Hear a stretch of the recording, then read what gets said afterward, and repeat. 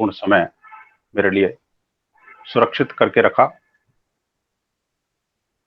ओम भूर्भुवस्वः तत्सवितुर्वरेण्यं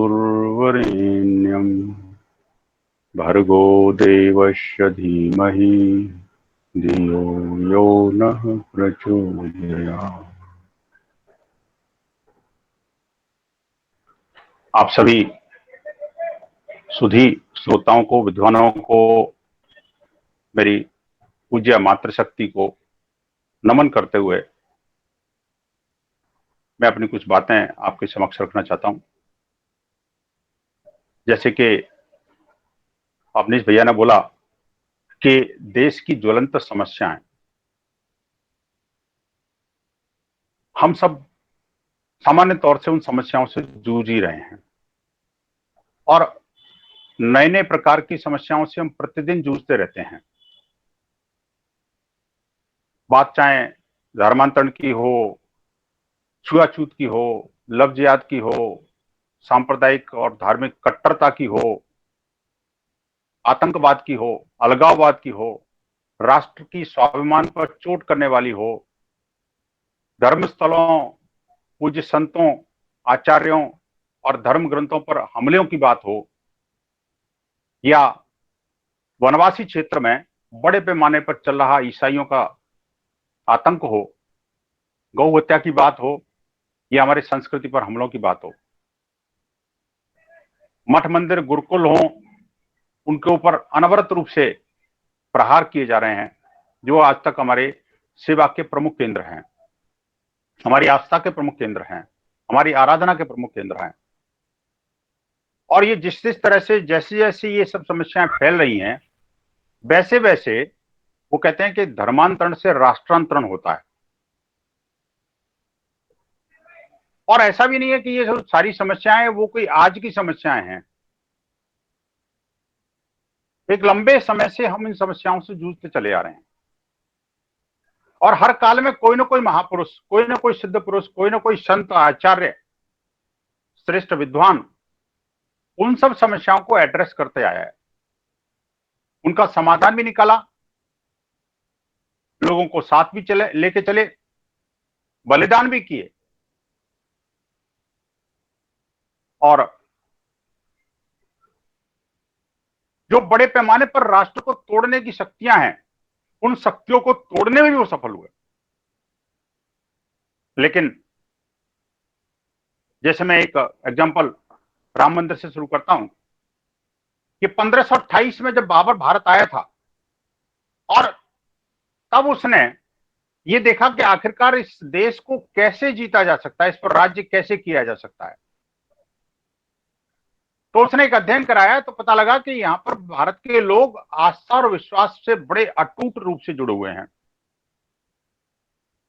और उस समय एक आस्था का केंद्र जो है भगवान राम की जन्मभूमि पर बना हुआ राम मंदिर था। और उसने सोचा कि अगर हम आस्था को डिगा देंगे, लोगों के विश्वास को ही तोड़ देंगे, तो निश्चित रूप से वो उसका जो आध्यात्मिक बल है वो समाप्त हो जाएगा, उसका जो धर्म है उसको ही हम विकृत कर देंगे, तो फिर हमारा हो ही जाना है, हम आसानी से उस पर राज्य कर सकेंगे, हम अपनी फौज को बढ़ा सकेंगे और हमारा जो मतांतर है उसका हम विस्तार कर सकेंगे। इसलिए उसने अपने अपने जो सिपह सालार जिसे बोलते हैं, या आप आज की डेट में उसको योद्धा कह लो, उसको भेज करके उसने तोपों से राम मंदिर को तोड़वाया। उसके बाद से लेकर आज तक 1528 से लेकर के और 2019 तक इस हिंदू समाज ने, इस भारतीय समाज ने, या इस देश के राम भक्तों ने लाखों की संख्या में बलिदान दिया। अनेक बार हम हारे और अनेक बार जीते। आस्था को डिगाने के अनवरत प्रयास हुए और इस आस्था को बचाने के लिए हमारे अनेक पूज्य संत, महापुरुष, योद्धा, वीर आगे आए। इस राम जन्मभूमि को बचाने के लिए सिर्फ ये नहीं था कि कोई जो सनातन धर्मी कोई हिंदू है वही आगे आया। इसके लिए गुरु गोविंद सिंह जी महाराज भी ने 2 बार लड़ाई लड़ी। गुरु तेग बहादुर जी महाराज हो या गुरु नानक देव जी की बात हो या जैन मतावलंबियों की बात करो तो 24 में से 22 तीर्थंकर तो इक्ष्वाकु वंश के थे और जिसमें से 5 की तो जन्म ही वहां हुआ था।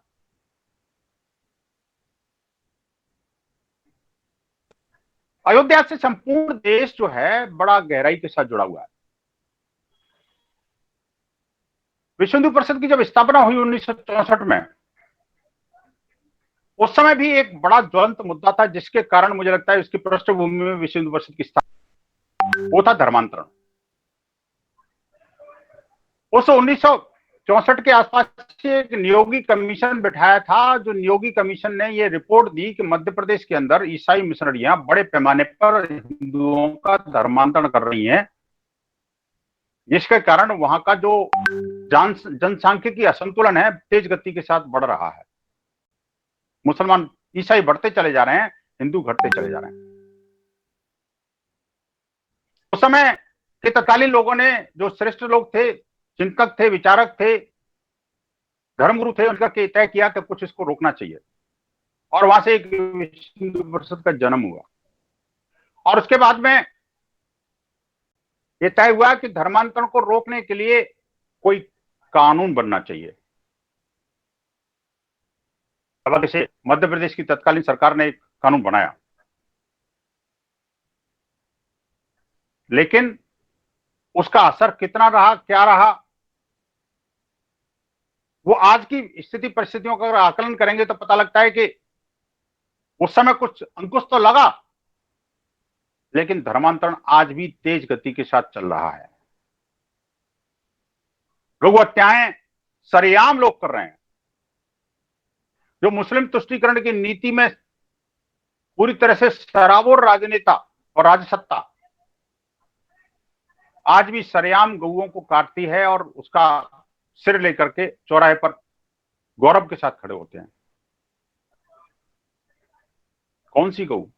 वो गौ जिसके लिए स्वामी दयानंद सरस्वती जी ने गौ करुणानिधि लिखी, वो गौ जिसके लिए स्वामी श्रद्धानंद ने क्या नहीं किया।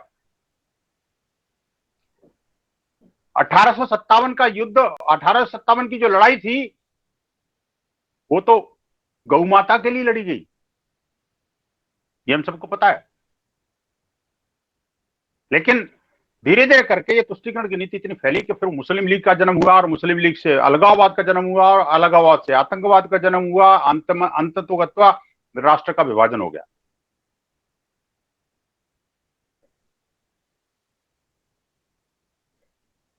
आप देखिए कि जब सब लोग साथ मिलकर लड़ रहे थे तो अचानक ये जो मुसलमान वाला जो जिहादी बीज था, उसने अपना अंकुर छोड़ दिया। और इसकी शुरुआत कब हुई? जब कांग्रेस के एक अधिवेशन में वंदे मातरम को गाने की बात आई तो मुस्लिम लीग उसके विरुद्ध में खड़ा हो गया।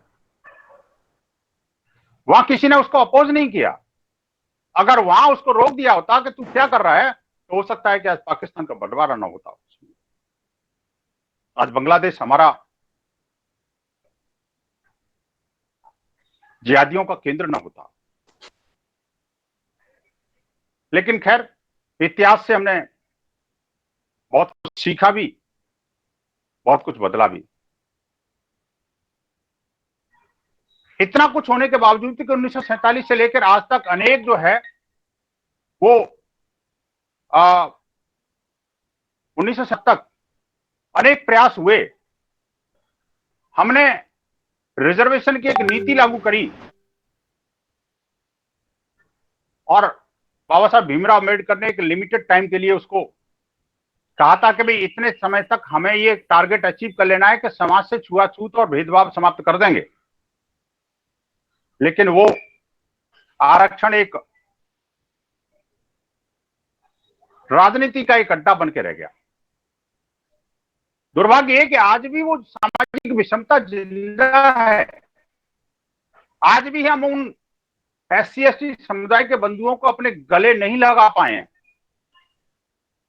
और उसके कारण बड़े छिटक रहे हैं, या जो छिटक रहे हैं वो वापस नहीं आ पा रहे। स्वामी श्रद्धानंद ने जो शुद्धि सभा की स्थापना की थी, जिसके कारण उनको प्राणोत्सर्ग तक करना पड़ा, बलिदान देना पड़ा।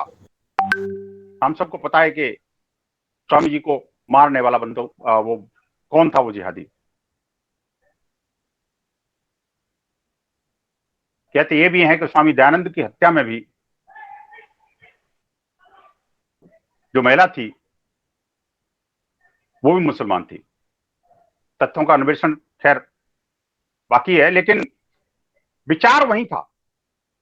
वो जो जोधपुर का राजा था, आखिरकार वो उसका जो नवाब था वो मुसलमान था। वही उस वैश्या को लेके आया था रामपुर से। एक गहरा षड्यंत्र चला, जिसके कारण एक नहीं अनेक पूज्य संतों की हत्याएं हुई, बलिदान उनको देना पड़ा। स्वामी दयानंद हो, स्वामी श्रद्धानंद हो, गुरु तेग बहादुर हो, गुरु गोविंद सिंह जी हो, उनके चारों साहिबजादे हों, गुरु अर्जुन देव जी महाराज हों, कितने नाम गिनेंगे आप। लेकिन इसके बावजूद भी कुछ लोग हैं कि आज भी हिंदू मुस्लिम एकता, भाईचारा, सद्भाव, सौहार्द, गंगा जमुनी तहजीब, इन सब चीजों में उलझ के रह गए। आखिरकार क्यों नहीं हम आगे बढ़ते? और ये जो सामाजिक सदर और ये जो भाईचारा है, गंगा जमुनी तहजीब है, ये सब हिंदुओं को ऊपर ही क्यों लाद दिया जाता है? जब बात वंदे मातरम की आती है, या बात जब हम करते हैं कि भाई भारत माता की जय बोलो, तो कहते हैं नहीं हम बुत परस्ती नहीं करते, इसलिए हम इस्लाम में ये जायज नहीं है, इसलिए हम भारत माता की जय नहीं बोलेंगे, इसलिए हम वंदे मातरम नहीं बोलेंगे। लेकिन उनमें से किसी ने भी अजमेर शरीफ की दरगाह पर चादर चढ़ाना नहीं छोड़ा। उनमें से किसी ने भी निजामुद्दीन औलिया को नहीं छोड़ा। ये मस्जिद, मजार और मदरसे, ये सिर्फ मुसलमानों की आस्था का केंद्र नहीं है, इसमें बड़े पैमाने पर हिंदुओं को भी इस सूफियत के बीमारी में ग्रसित कर दिया गया, और एक बड़े एजेंडा के तहत ये सब हो रहा है।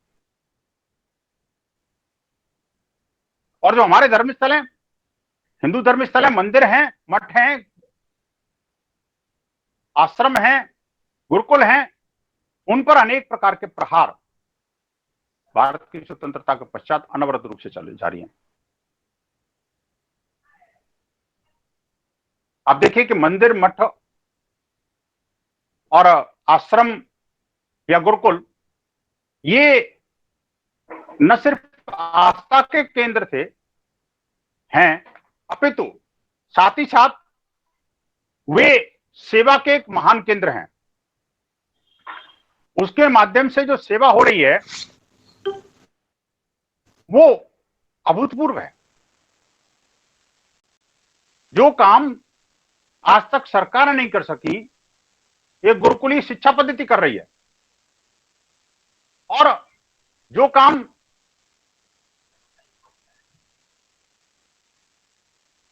जो एक विस्तृत योजना के तहत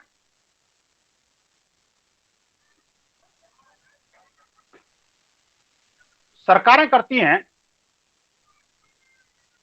वो सरकार पीछे रह गई, और ये सामाजिक संगठन और धार्मिक संगठन कर रहे हैं। अनेक आश्रमों से और मंदिरों से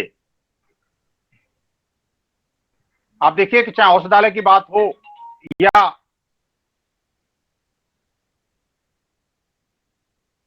अपने शिक्षा की बात हो, स्वावलंबन की बात हो, नारी सशक्तिकरण की बात हो, या राष्ट्रीय स्वाभिमान के जागरण की बात हो, इन सब कार्यों में बड़े पैमाने पर हमारे जो धार्मिक केंद्र हैं वो लगे हुए हैं।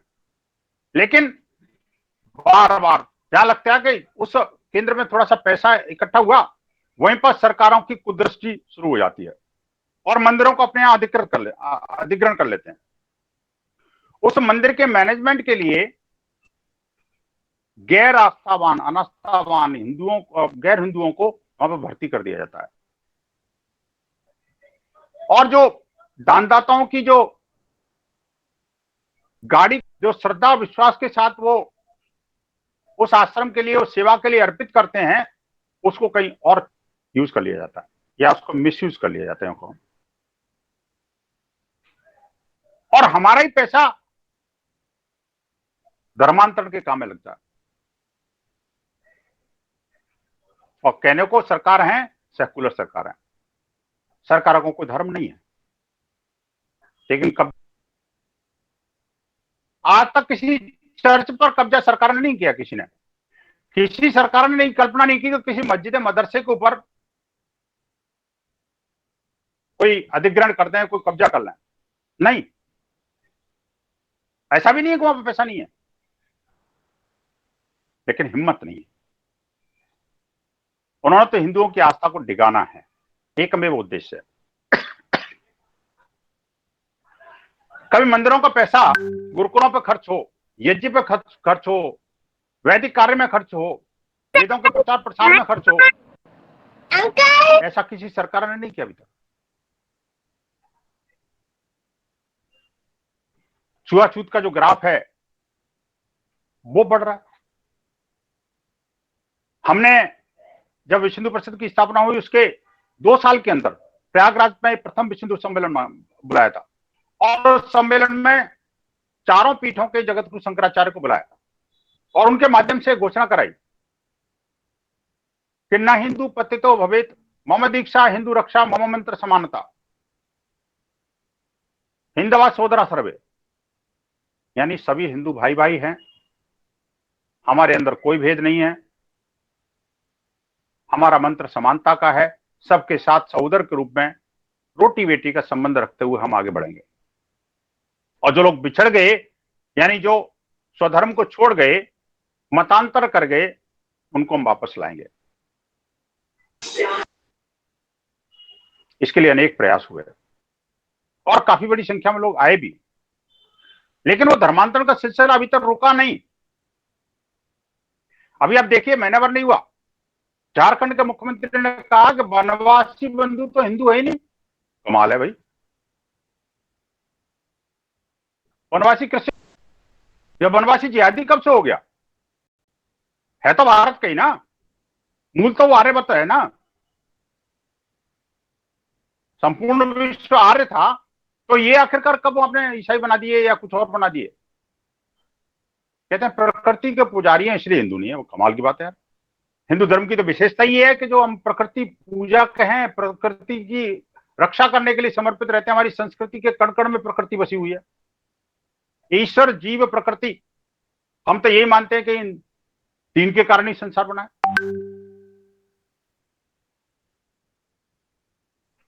और हिंदू समाज से सुबह उठते के साथ ही सूर्यदेव को भी प्रणाम करता है,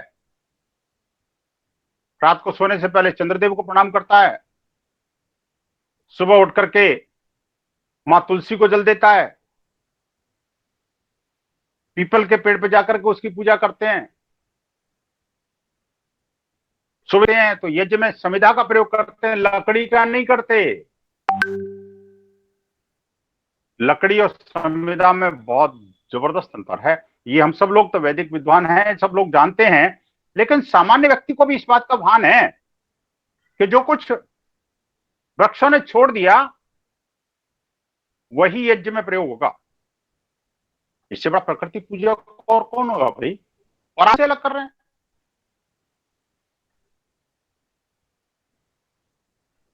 लेकिन कारण क्या? थोक के वोटों की लालसा में राजनेता कुछ भी करने को तैयार है। ये लफ्जियात की एक विभीषिका आज हिंदू बहन बेटियों के लिए एक बहुत बड़ा अभिशाप बन गई है। इस्लामिक जिहादी एक षड्यंत्र पूर्वक मुसलमान लड़कों को अपनी आइडेंटिटी बदलकर, अपने मूल पहचान छुपा करके बेटियों से संबंध बनाने की कुचेष्टा करते हैं। उस समय गोल टोपी नहीं पहनते, वो दाढ़ी भी नहीं रखते, वो ओछा पजामा भी नहीं पहनते, अपितु माथे पर टीका लगाएंगे, हाथ में कलावा बांधेंगे और नाम गुड्डू, पप्पू, मुन्ना और विनोद रख लेंगे। बाद में वो लड़की जो सब कुछ अपना भूल चुकी होती है, सब कुछ उसका लुट चुका होता है, तब उसको पता लगता है कि ये तो कोई वो था ही नहीं जिसको मैं प्यार करती हूँ या मैं जिसको प्यार कर सकती हूँ। और उस समय लड़की की जिंदगी नर्क बन जाती है, क्योंकि तब तक हिंदू परिजन उसको छोड़ चुके होते हैं, मुस्लिम परिजन उसको अपनाने की कोशिश नहीं करते, या वो अपनाना चाहते हैं तो वो वहां नहीं जा सकती। पहले तो लड़का झांसे में लेकर के उसके साथ मंदिर भी जाता है, हवन भी कर जाता है कभी कभी, और कभी कभी कहता है कि मैं तो तेरे लिए आसमान से तारे भी तोड़ लाऊंगा। और जब उसके घर वो पहुंचती है और वहां देखती है कि वातावरण तो ये गौ भक्षकों का है, ये तो वो कह रहे हैं थी जिसका मैं अभी तक आज तक अपोज करती आ रही थी, और इतिहास और जीवन मूल्यों के सर्वथा विपरीत है, वो काम मेरे से कराया जा रहा है। तब वो नारकी जीवन जीने को मजबूर हो जाती है। आप देखिए, हम सब लोगों ने मिलकर के सरकारों पर दबाव बनाया, मिलकर के एक प्रखर कानून बनाने की प्रयास किया, और प्रभु कृपा से, आप सब लोगों के आशीर्वाद से हम आज 5-6 राज्यों में धर्मांतरण, लव जिहाद के विरुद्ध एक कठोर कानून बनाने में सफल हुए। उत्तराखंड, हिमाचल प्रदेश, मध्य प्रदेश, उत्तर प्रदेश, कर्नाटक और अभी हरियाणा, केरल और बंगाल तक में उसकी चर्चा है कि वहां भी कानून आने वाला है। कि कैसे संभव हुआ? क्या उन राजनेताओं को कोई वोट की चाहत नहीं है? है, लेकिन आप और हम सबके दबाव के कारण एक व्यापक जनजागरण जो खड़ा किया, एक जन ज्वर खड़ा किया, बेटियों की सुरक्षा और उनके स्वाभिमान की रक्षा के लिए जिस तरह से संपूर्ण देश खड़ा हुआ, तो आखिरकार अच्छी अच्छी सत्ताएं झुकने को मजबूर हुई। गौ हत्या के विरुद्ध कानून बनाने के लिए पूरा 70 साल लग गए हमें। इसके बावजूद भी कि संविधान के नीति निर्देशक तत्वों में, यानी आर्टिकल 48 में क्लियर कट डिफाइन है कि सरकार की जिम्मेदारी है कि वो अपने गौ माता की रक्षा करेगी और उसको रोकने के लिए, उसकी हत्या को रोकने के लिए, उसको प्रमोट करने के लिए प्रयास करेगी। लेकिन कुछ नहीं हुआ। समान नागरिक संहिता की बात करो, जन करो, इन सब चीजों में अगर कोई चाहता है तो सिर्फ हिंदू समाज चाहता है। वो लोग बातें तो बहुत बड़ी बड़ी करते हैं कि हम 5 शादी नहीं करते, हम 50 बच्चे नहीं पैदा करते, हम तो ऐसे, हम वैसे हैं, लेकिन जब कानून की बात करो तो पीछे भागते हैं। वो तो ये भी नहीं चाहते थे कि 3 तलाक के विरुद्ध कोई कानून बने। आज देखिए, बेटियों तक की सुन्नत करते हैं वो लोग। कितने निर्दयी और अमानवीय हैं लोग।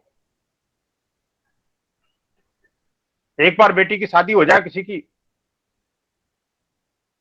तो उसको तलाक तो दे सकते हैं, लेकिन बेटी को अधिकार नहीं है कि वो, अगर पति दुष्ट नजर आया, दुष्ट निकला, तो उससे वो स्वयं अपनी प्रेरणा से, अपने अधिकार पूर्वक उसे विवाह विच्छेद कर सके। उसको पाश्विक मानसिकता से गुजरना पड़ेगा।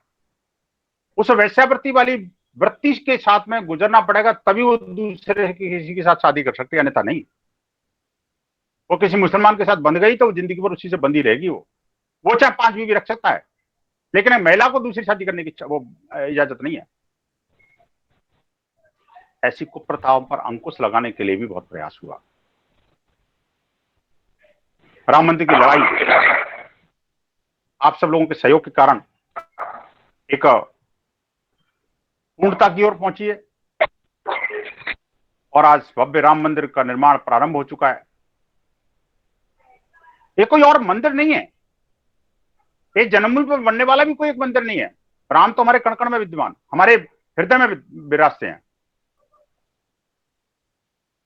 और राम के हजारों मंदिर भी हैं लोग। लेकिन जन्मभूमि को पाना, जन्मभूमि नहीं बदल सकती, चाहे कुछ भी बदल लो। दूसरा, हमारे राष्ट्रीय स्वाभिमान का प्रतीक है राम। जिस मानसिकता के साथ उसको उस मंदिर को ध्वस्त किया था, उस मानसिकता को समाप्त करना ज्यादा जरूरी है वनस्पति मंदिर बनाने के। और इस सबके पीछे, इतने बड़े आंदोलन के पीछे कारण भी वही है, जिसकी वजह से ये राम मंदिर का आंदोलन 500 वर्ष तक चला। अनेक बार हारे और अनेक बार जीते, लेकिन लड़ाई छोड़ी नहीं, लोगों की आस्था डिगी नहीं। राम के प्रति लोगों का जो भाव था वो कभी डगमगाया नहीं। आज जिस तरह से सांप्रदायिक कट्टरता और आतंकवाद बार बार देखने को मिलता है, जहां जहां भी हिंदुओं की आबादी कम हुई, जनसंख्या कम हुई, वहीं पर हिंदुओं को या तो मरने के लिए या धर्मांतरण के लिए या पलायन के लिए मजबूर होना पड़ रहा है। अभी 4 दिन पहले की घटना देखो, दिल्ली से सटा हुआ डासना शहर, डासना कस्बा उत्तर प्रदेश का है, योगी जी का शासन है, तो इसके बावजूद भी हिम्मत देखिए उन जिहादियों की, क्योंकि उस जगह पर हिंदू मात्र 5% रह गया है। उस मठ के अंदर, उस मंदिर के अंदर जाने के लिए एक मुसलमान लड़का, जिसको कहते हैं नाबालिग, पानी पीने गया था, जबकि वास्तविकता कुछ और है। उस मंदिर के महंत बताते हैं कि वो उस तरह के लड़के पानी पीने के बहाने मंदिरों में आते हैं, हमारी बहन बेटियों की इज्जत के साथ खिलवाड़ करते हैं, हमारे आस्था के केंद्रों पर हमला करते हैं। अनेक बार हमने पुलिस प्रशासन से शिकायत करी, लेकिन कोई सुनने को तैयार नहीं, उनके खिलाफ कोई कार्रवाई नहीं होती। और ये हम सबको पता है कि जो मुस्लिम बाहुल्य क्षेत्र है वहां पर पुलिस भी नहीं पहुंचती। कहीं और की बात छोड़ो, दिल्ली के अंदर भी अनेक मुस्लिम बाहुल्य क्षेत्र है जहां पर पुलिस पिट के आई है, कोई इन्वेस्टिगेशन के लिए जाती है तो स्थिति ऐसी होती है। इंस्पेक्टर मोहनचंद शर्मा की दास्तान हमने देखी कि किस तरह से इस्लामिक जिहादियों ने सरेआम उसको मारा, वो शहीद हो गया, बलिदान हो गया, लेकिन इसके बावजूद भी कांग्रेस के नेता वहां जाके कहते हैं कि तो एनकाउंटर फर्जी था। पहले तो कोई हिम्मत नहीं करता वहां जाने के, अगर कुछ चला भी जाए तो उसको इस तरह के प्रहार। और ऊपर से सोनिया जी के बारे में उन्होंने कहा, कभी एक कांग्रेस के नेता कहते हैं कि वो जब उनको बटला हाउस एनकाउंटर का पता लगा तो सोनिया जी रात को सो नहीं पाई। जो इस तरह के वक्तव्य और बयान हैं, वो इन देशद्रोहियों, हिंदू द्रोहियों के हौसले को बढ़ाते हैं। हम सब लोगों को एकाग्र होकर के, एक होकर के काम करना पड़ेगा। हमें देखना पड़ेगा कि आखिरकार ये अलगाववाद का जो संकट है वो कैसे दूर हो, कि भारत की संसद जो कानून बनाती है, उस कानून का विरोध संसद में करो तो समझ में आता है, रोड पर करो तो भी समझ में आता है। अरे राज्यों की विधानसभा में आप निंदा प्रस्ताव पारित कर रहे हो तो इसका क्या अर्थ है भाई? देश के फेडरल स्ट्रक्चर में आपका विश्वास नहीं है क्या? और उस निंदा प्रस्ताव से आखिरकार होना क्या है, उसका कोई अर्थ नहीं है। लेकिन राज्य की जनता को भ्रमित करके और केंद्रीय कानून के प्रति अश्रद्धा उत्पन्न करना, यही इनका उद्देश्य है। अभी आप देखिए, ये जो किसान, तथाकथित किसान आंदोलन चल रहा है, अभी कल ही मुझे जानकारी मिली, कनाडा के कुछ बंधु हमारे वहां पर बड़े परेशान हैं, और वो कह रहे हैं कि हमारे जो बच्चे स्कूल में पढ़ते हैं कनाडा में, वहां पर उनका ब्रेन वॉश करने का सुनियोजित षड्यंत्र चलाया जा रहा है। और वहां बताया जा रहा है कि किस तरह से किसानों के साथ ऐसा हो रहा है, किस तरह से सिखों के साथ ऐसा हो रहा है भारत के अंदर। ये सारा दुष्प्रचार भारत के विरुद्ध चल रहा है। क्या ये आंदोलन है?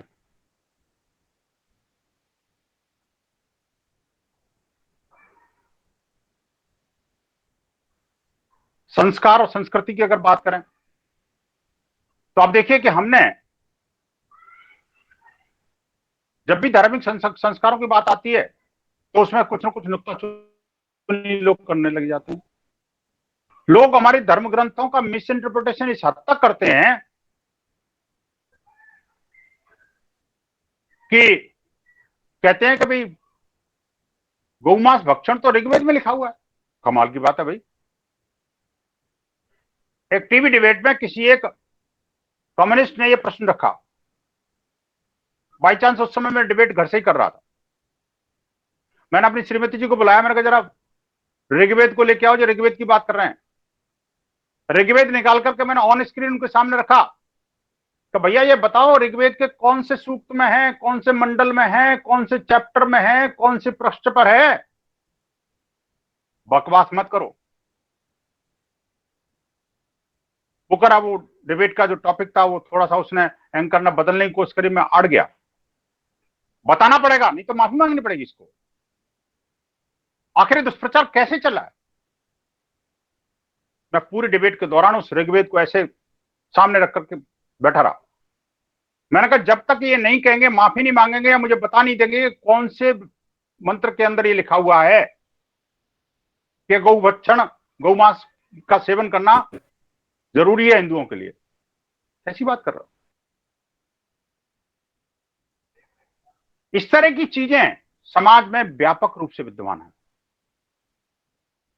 हमारे लोगों को हमारे धर्म ग्रंथों के प्रति अश्रद्धा पैदा करने का प्रयास हो रहा है। कश्मीर घाटी की बात हो या नॉर्थ ईस्ट की बात हो, आप देखिए परसों स्टेटमेंट आए, बल्कि कल के इकोनॉमिक टाइम्स में था कि मिजोरम के मुख्यमंत्री ने भारत सरकार को चिट्ठी लिख के कहा है कि जो आप कह रहे थे कि रोहिंग्या मुसलमान जो है वो घुसपैठिए हैं, कोई शरणार्थी नहीं है, ये तो गलत है। क्योंकि मेरी जो मिजोरम की सीमा लगभग 500 किलोमीटर जो है वो उससे म्यांमार से मिलती है और वहां उनके साथ एट्रोसिटीज हो रही हैं। उन समुदायों को शरण देना मेरा धर्म है। हद हो गई यार। भारत को तो धर्मशाला समझ रखा किसी ने भी, क्योंकि वो क्रिश्चियन है, वो कुछ भी करेगा। ये मानसिकता आखिर आती कहां से है और इसको रोकोगे कैसे? हम सब राष्ट्र भक्तों को मिल करके एक ऐसा प्रयास करना होगा कि हम सुबह शाम की संध्या, भजन, उपासना, यज्ञ, सत्संग, इनके साथ साथ हमें राष्ट्र के जागरण के लिए भी सतत प्रयास करना होगा। हमारा कोई भी सत्संग, कोई भी स्वाध्याय का क्षण और कोई भी लेक्चर धर्म और आध्यात्म के साथ साथ राष्ट्रीयता से ओतप्रोत होना बहुत आवश्यक है। और ये जो सुनियोजित षड्यंत्र चल रहे हैं उनको, उनका भंडाफोड़ करना भी हमारा ही काम है।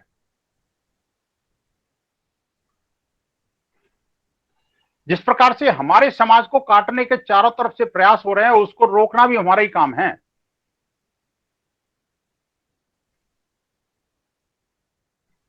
महर्षि देव दयानंद ने जो कुछ कहा था वो सिर्फ आर्य समाज या आर्य जनों तक ही सीमित न रह जाए, ये भी हमारा ही काम है। स्वामी श्रद्धानंद ने जो संदेश दिया था, मैं उस घटना को पढ़ करके द्रवित रह गया। उस मैंने एक आर्टिकल में इसका जिक्र भी किया कि जब स्वामी श्रद्धानंद अपने गुरुकुल की निरीक्षण के लिए निकले थे और एक रुग्णालय में गए जहां पर के उन आश्रम के कुछ बच्चे एडमिट थे, भर्ती थे, जब देख रहे थे तो अचानक एक बच्चे को उल्टियां हुई। एकदम उल्टी जब होने को ही, तो साथ में एक दो साथी था स्वामी जी का, उनको उन्होंने इशारा किया, कोई पॉट लेके आओ, कोई बर्तन लेके आओ जिसमें ये उल्टी कर सके बच्चा। वो जब तक वो बर्तन लेके आता तब तक तो स्वामी जी ने अपना हाथ ऐसे परोस दिया और सारी की सारी उल्टी अपने हथेली में ले ली। सोचिए, वो थे महापुरुष। क्या हमने ऐसे नहीं बन सकते? ऋषि दयानंद ने क्या कितने ही उनके ऊपर हमले हुए, मृत्यु तक को वर्ण किया, लेकिन सिद्धांतों को नहीं छोड़ा। उन्होंने समाज को काटने वालों के विरुद्ध राष्ट्रीयता के आंदोलन में, राष्ट्र के स्वतंत्रता के लिए कितने सारे लोगों की फौज उन्होंने तैयार की। लेकिन ध्यान रखना होगा, स्वामी जी ने कभी ये नहीं कहा कि तुम राष्ट्र के लिए मरो मिटो। उन्होंने संस्कार दिए, वो शिक्षा दी, वो स्वाभिमान का जागरण किया, वो वेदों की जो बातें थी वो उन लोगों के अंदर घुसाई, और स्वयं प्रेरणा से लोग हंसते हंसते बलिदान हो गए। और आज हम उस स्वच्छंद भारत में, जो राजनीतिक रूप से तो स्वच्छंद है, लेकिन अभी उसकी सांस्कृतिक आजादी बाकी है। बंधुओं, हमें भारत की सांस्कृतिक और आध्यात्मिक आजादी के लिए, उसकी स्वतंत्रता के लिए काम करना पड़ेगा। वो नहीं मिली अभी, बहुत संघर्ष करना पड़ेगा। अभी तो बातें यहां तक आ रही हैं, जब पर्यावरण संरक्षण की बात आती है तो दिल्ली के हमारे पर्यावरण मंत्री कहते हैं कि भाई हिंदुओं के अंतिम संस्कार से भी तो पर्यावरण प्रदूषित होता है, उसका कोई विकल्प ढूंढना चाहिए। यानी अगला टारगेट उनका यह था कि यज्ञ से भी तो प्रदूषण फैलता है। मुझे जैसे ही वो स्टेटमेंट पता लगा, इमीडिएटली मैंने उस पर ट्वीट किया और कहा कि मुझे लगता है, मुझे पता है पूरा कि माननीय वन एवं पर्यावरण मंत्री जी, आपका अगला निशाना कहां पर है। लेकिन याद रखना, हिंदू धर्म स्थलों पर हमले करोगे तो उसका प्रतिकार आपको झेलना पड़ेगा। पुरानी बात नहीं करता, कल रात की बात है। देश की राजधानी के दक्षिणी दिल्ली में सराय काले खां में, हो सकता है आप लोगों में से कुछ को पता होगा, कुछ को नहीं हो। दक्षिणी दिल्ली के सराय काले खां इलाके में, जहां मुस्लिम आबादी थोड़ी ज्यादा है, उसने कल रात को वाल्मीकि बस्ती के ऊपर हमला कर दिया। और हमला करके दर्जनों लोग आकर के बड़े आराम से गाड़ियों को और दरवाजों को और खिड़कियों को तोड़ ताड़ के चले गए। न कोई पुलिस आई, न प्रशासन जागा, न आज तक, अभी तक कोई गिरफ्तारी हुई। 24 घंटे होने वाले हैं। अभी 5 मिनट पहले, इस कार्यक्रम से 5 मिनट पहले मेरी मीडिया से बात हुई। मैंने इस मामले को इतना उठाना पड़ेगा कि जिससे कि इन सारे सारे जिहादियों में से कोई बचने ना पाए।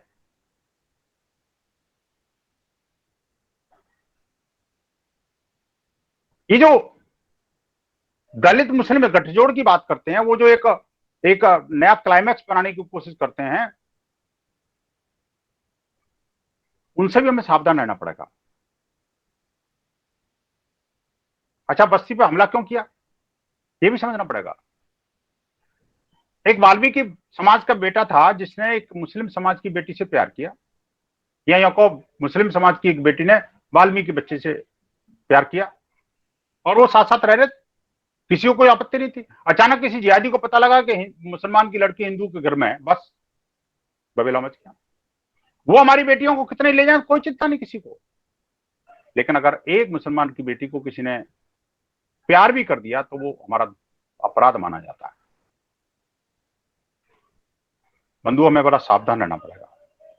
ये जो संस्कार, संस्कृति और स्वाभिमान की बातें हम करते हैं ना जी, जो कार्यक्रम, वो कार्यक्रम सिर्फ मेरे और आप जैसे सुधी दर्शकों तक न रहने पाए, इसको विस्तार देना पड़ेगा। जब तक हम इन प्रवचनों को, इन सत्संगों को, इस यज्ञ को जन जन का आंदोलन नहीं बनाएंगे, तब तक आप समझ लिए कि हमारी आगे आने वाली पीढ़ी सुरक्षित नहीं बचेगी। जब तक इस सत्संग में, इन कार्यक्रमों में युवा पीढ़ी की भागीदारी नहीं होगी, अपने छोटे छोटे नन्हे मुन्ने बच्चों को सीखने के लिए, समझने के लिए, सुनने के लिए प्रेरित हम नहीं करेंगे, ये मान के चलना कुछ वर्ष के बाद आप ही को लगने लगेगा यार हम कहां थे, हमने तो ये किया था और फिर भी कुछ नहीं हुआ। इसकी जिम्मेदारी हम सबकी है। कलेक्टिव रेस्पॉन्सिबिलिटी के साथ हमें आगे बढ़ना पड़ेगा। हमारे समाज में बहुत कार्यक्रम करते हैं, सुबह सुबह यज्ञ भी करते हैं, सत्संग भी करते हैं, साप्ताहिक सत्संग होते हैं, कई सेवा कार्य भी चलते हैं। लेकिन सोचना पड़ेगा कि हमने क्या पिछले एक वर्ष में, जब हम वार्षिक उत्सव करते हैं तो हमें समालोचना करनी पड़ेगी कि हमने कितने नए लोग जोड़े, और जो लोग जोड़े उसमें से युवा कितने थे, बच्चे कितने थे, महिलाएं कितनी हैं उसमें, युवतियां कितनी हैं उसमें। उसका यानी कंपोजिशन भी देखना पड़ेगा आपको। उनमें से कितनों को हमने आचार्य बनाया, कितनों को हमने इस बात के लिए प्रेरित किया कि पूरा यज्ञ आर्य समाज मंदिर का वो छोटे छोटे बच्चे करें।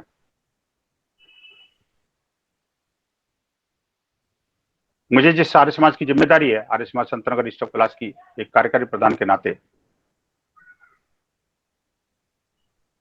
मुझे लोग कहते हैं यार इसका भवन क्यों नहीं बनाते,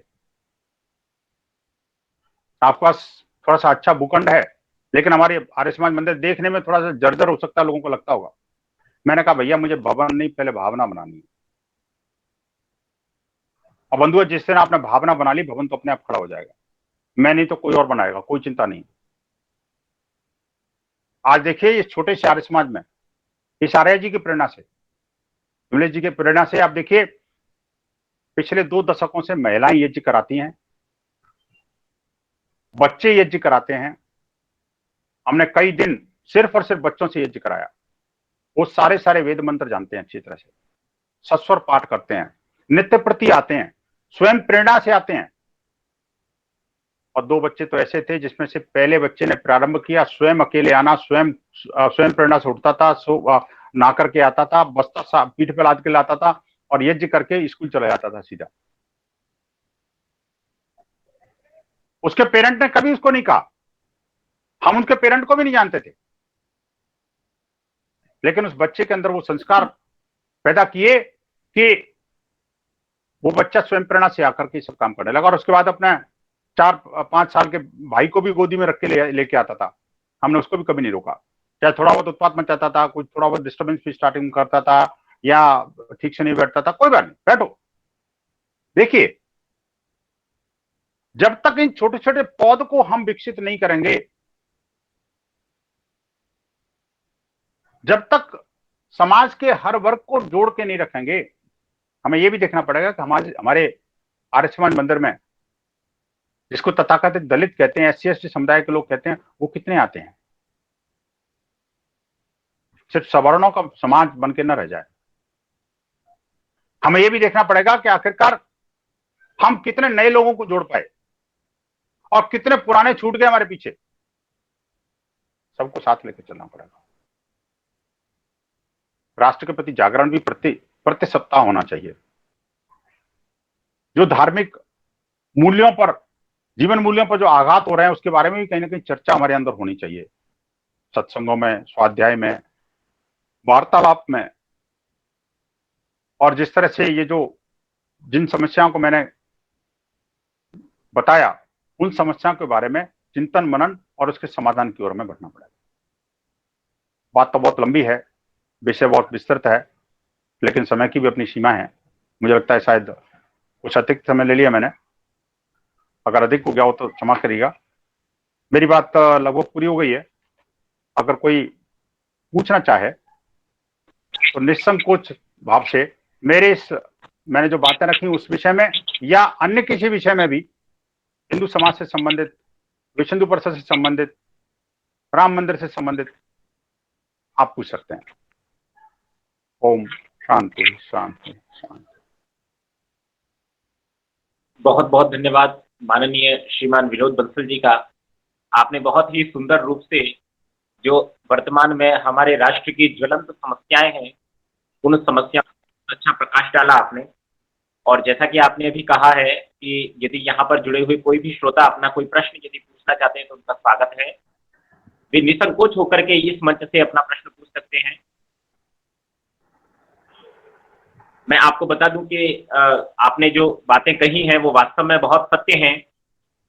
और मुख्य रूप से जो 3 बातें आपने कही हैं, उन पर मैं सभी श्रोताओं का एक बार ध्यान आकर्षित अवश्य करना चाहूँगा। एक जो सबसे महत्वपूर्ण बात है वो ये है कि अब हमें संगठित हो जाना चाहिए।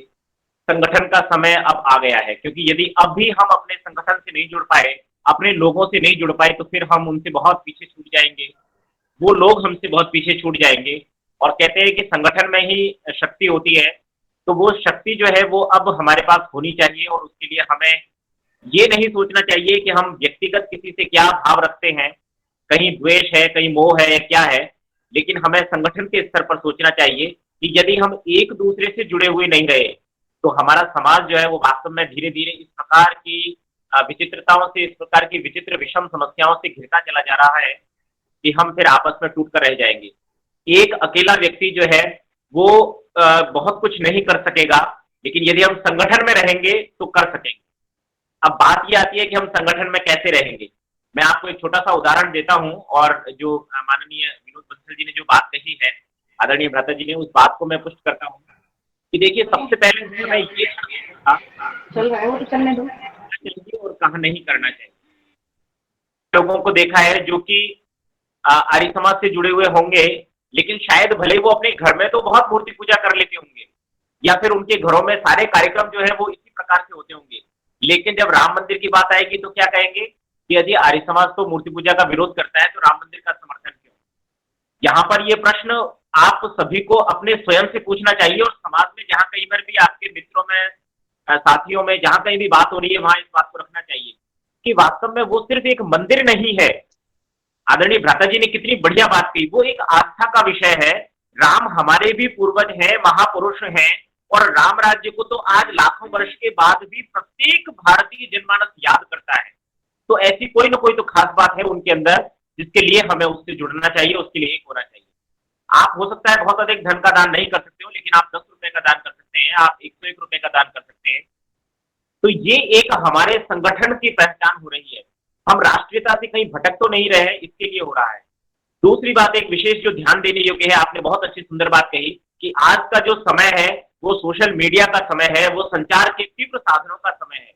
आपको यदि कहीं पर भी कोई भी विचित्र बात यदि नजर आती है, आपको कहीं पर कोई भी ऐसी बात नजर आती है जो हमारी संस्कृति को, हमारे धर्म को, हमारे धर्म स्थलों को, हमारे महापुरुषों को कहीं पर भी कहीं उनके लिए विरोध या अन्य प्रकार की कोई ऐसी बात अगर उत्पन्न दिख रही है आपको, तो आप भले ही आप ये मत सोचिए कि मेरे अकेले के विरोध करने से क्या होगा। आप उसका विरोध दर्ज कीजिए, आप फेसबुक पर दर्ज कीजिए, व्हाट्सएप पर दर्ज कीजिए, अपने साथियों से बात कीजिए, कहीं अखबार में, टीवी में, चैनल में, जहां कहीं तक आपकी पहुंच है, या सिर्फ आप अपनी फेसबुक प्रोफाइल पर यदि डाल सकते हैं तो भी आप डालिए। आपकी एक आवाज अगर उठती है तो हो सकता है उसके साथ में 5 लोग और जुड़ेंगे और उन 5 लोगों के साथ में 25 लोग फिर और जुड़ेंगे। लेकिन अब इस बिंदु पर आने के लिए भी एक बहुत विशेष महत्वपूर्ण बात है, उस पर भी ध्यान देना चाहिए कि इस बात को भी पहचानने के लिए कि क्या सही है और क्या गलत है, हमारे पास ज्ञान होना चाहिए, हमें हमारी संस्कृति से जुड़ा हुआ होना चाहिए, हमें हमारे वेद शास्त्रों से जुड़ा हुआ होना चाहिए। मैं ये नहीं कहता कि हर व्यक्ति वेदों का विद्वान हो जाए, लेकिन हमारे वेद शास्त्र वास्तव में क्या मूल कहते हैं, क्या उसके आधार स्तंभ हैं, क्या छोटी-छोटी बातें हैं जो हमारी संस्कृति से, हमारे जीवन से, हमारे धर्म स्थलों से, हमारी सभ्यता से, हमारी राष्ट्रीयता से जुड़ी हुई है। तो वो सारी की सारी चीजें अपने आप ही जो है आपको समझ में आ जाएंगी। तो हमें क्या करना है, हमें एक दूसरे का सहयोग करना है, संगठन बनाना है। हमें क्या करना है, हमारे ज्ञान को बढ़ाना है ताकि हम सही का सही और गलत का विरोध भी दर्ज करा सकें। और ऐसा न सोचिए कि मैं सिर्फ एक अकेला हूँ। हो सकता है कि आपके साथ में अवनीश मैत्री भी पीछे से हो, सहयोग कर रहा हो, और यदि आपकी पोस्ट वो देखेगा तो जरूर वो उसको शेयर करेगा और वो एक पोस्ट हो सकता है आगे 10 लोगों तक और 10 से 1000 तक पहुंचेगी। तो हमें गलत होने का भी विरोध करना है, सही होने का साथ देना है और अब संगठन के साथ में चलना है ताकि जो हमारे राष्ट्र में जो इस समय वर्तमान में ज्वलंत समस्याएं हैं उनको हम अच्छे ढंग से उनको हैंडल कर सकें, उनको धीरे धीरे समय के साथ साथ समझाएं उन पर पार पा सकें और उनको जो है धीरे-धीरे समाप्त करके एक अच्छा जो है सुंदर भारत हम सभी के लिए बना सकें। तो बहुत अच्छी आज आपने भावना रखी, मैं बहुत धन्यवाद आपका ज्ञापित करता हूँ। आइए अब मैं आज की जो अध्यक्षा हैं हमारी दर्शनाचार्य बहन श्रीमती विमलेश बंसल जी, उनसे निवेदन करूँगा कि वे अपनी संक्षिप्त बात जो है वो 5 मिनट में कह कर के समाप्त करेंगी और फिर हम आज के सत्र का समापन करेंगे। तो आदरणीय अध्यक्षा महोदय जी से निवेदन है कि वे माइक अनम्यूट करके अपनी बात कहें। तो इस बीच यदि कोई साथी कोई प्रश्न यदि पूछना भी चाहे तो वे अवश्य ही मुझे बता देवें या फिर अपनी बात ओम कह करके कहें, संकेत कर देवें, तो उनकी बात को एड्रेस करने के लिए अभी मैं समझता हूँ हमारे आज के मुख्य वक्ता उपलब्ध हैं जी, तो उनसे भी उनकी बात जो है वो पूरी हो जाएगी। आइए अब अध्यक्षा महोदय जी से निवेदन। ओम संगच्छध्वं संवदध्वं संवो मनांसि जानता देवा भागं यथा पूर्वे संजानना उपासते। प्रेम से मिलकर चलो बोलो सभी ज्ञानी बनो पूर्वजों की भांति तुम कर्तव्य के मानी बनो। वैदिक संस्कृति प्रचार प्रसार संघ के बहुत ही सुंदर कार्यक्रम अभी हम सुन रहे थे। अपने मुख्य वक्ता को श्रीमान विनोद बंसल जी, राष्ट्रीय प्रवक्ता भी, जिनका की बहुत परिचय अभी भाई अवनीश मैत्री जी जो कि इस कार्यक्रम के कुशल संयोजक हैं, संचालक हैं। उन सभी भाई बहनों को जो हमसे जुड़े हैं और आज इस कार्यक्रम को देखा है, अपने कमेंट तो लिखेंगे ही और अपने प्रश्न भी पूछेंगे। मुख्य वक्ता अभी हमारे पास ही हैं, आज उन्होंने भोजन अपना डिले किया है, कहते हैं मैं अभी आधा घंटे के बाद करूंगा। तो आप आराम से प्रश्न लिखिए, प्रश्नों को पूछिए उनसे, अभी आने वाले हैं मेरे बाद में। तो सर्वप्रथम तो मैं अपनी मधुर गायिका मधु बहन जी का धन्यवाद करना चाहूंगी, बहुत ही सुंदर उन्होंने प्रार्थना सुनाई। उसके पश्चात मुख्य वक्ता ने बहुत सारे हमारे बिंदु जो हमारे समक्ष आज देख रहे हैं, राष्ट्र के भीतर क्या ज्वलंत समस्या हैं, बेटी बचाओ का अभियान हो, लव जिहाद के माध्यम से किस तरह से हमारी बेटियों को लिया जा रहा है, इस तरह की बात रखी, अपनी राष्ट्रीय अस्मिता की बातें रखी, स्वाभिमान की बातें रखी, कश्मीर के मुद्दे की बात रखी और किस तरीके से हम सभी भाई बहन जो काम नहीं कर पा रहे हैं किसी भी कारण से, उनको किस तरह से हम कर पाए, हल कर पाए, इस तरीके के बहुत सारे समाधान भी उन्होंने हमारे समक्ष रखे। बहुत सारी बातें हैं, एक लेक्चर में पूरी बात होती नहीं है, तो इसीलिए वो कह रहे हैं कि प्रश्न रखे जाएं, तो प्रश्नों के उत्तर देने में मैं अपने आप का प्रयास करूंगा। गौ माता के बारे में भी बात की, वैदिक संस्कृति के बारे में बात की, गुरुकुली संस्कृति के बारे में बात की, सांप्रदायिक कट्टरता के बारे में बात की, किसान आंदोलन की भी बात की, और ये अभी जो डासना में हुआ है वो भी बात उन्होंने रखी। बहुत सारे बिंदु आप सभी ने उनके सुने हैं, मैं ज्यादा अधिक नहीं कहूंगी, और बहुत ही अच्छे ढंग से उन्होंने समझाने का उसका प्रयास किया है। मैं सुनते सुनते कुछ पंक्तियां मेरे भी मन के भीतर चल गई और मैंने कहा जब जागृति का काम चल रहा है तो क्यों नहीं हम सभी परिवारी जन मिलकर के जागरण करें, जिससे कि देश को एक ठीक प्रकार की जो आहुति एक लगती थी एक घर से, वो 4 आहुति, 2 बच्चे और 2 हम पति पत्नी, क्यों ना हम 4 आहुति अपनी रोज नित्य प्रति लगाएं राष्ट्र के प्रति। माना कि हम रोज यज्ञ करते हैं सुबह शाम दोनों टाइम, या कोई एक टाइम भी करता होगा, लेकिन हम परिवार के कितने लोग मिलकर के यज्ञ करते हैं, मिलकर के स्वाध्याय करते हैं, मिलकर के स्वाध्याय सत्संग करते हैं। जिस घर के भीतर ये संगठन की, अपने घर के संगठन की भावना होती है, वही व्यक्ति समाज में भी संगठन बनाना जानता है और वही व्यक्ति राष्ट्र में भी संगठन बना करके चल पाता है। तो मैं अब कुछ पंक्तियां जो मैंने अभी लिखी हैं उनको वर्णन कर देती हूँ कि हम जागते हैं, समर्पित करती हूँ पूरे मंच को ये पंक्तियां